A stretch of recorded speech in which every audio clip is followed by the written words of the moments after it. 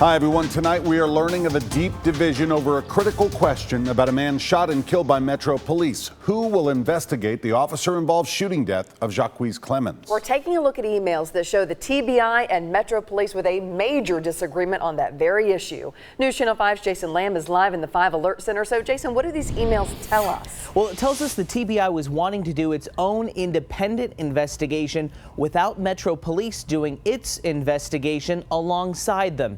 All this on what would have been Jocques Clemmons' 32nd birthday.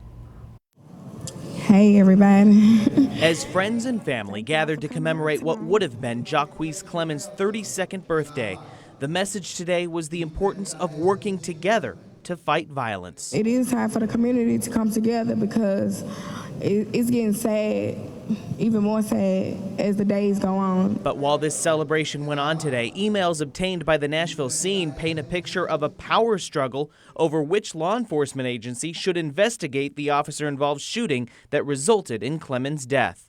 Both Metro Police and the TBI began separate investigations into the shooting.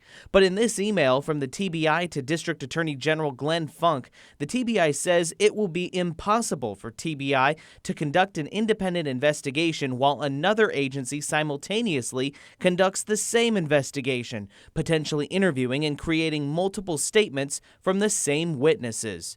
But the emails show Metro Police remained firm in wanting to continue its own investigation. Just 10 days ago, Metro Police Chief Steve Anderson saying to Funk, "I remain convinced that there can be separate, parallel, and independent investigations."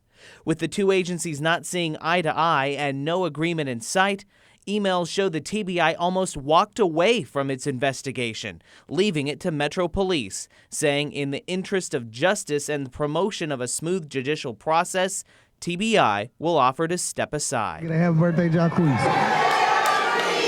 So now, Clemmons' friends and family still wait with questions, as two law enforcement agencies have had difficulty deciding which one will provide the answers.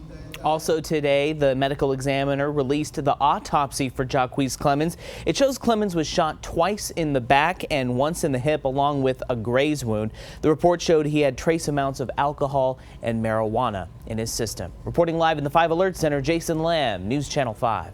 Jason.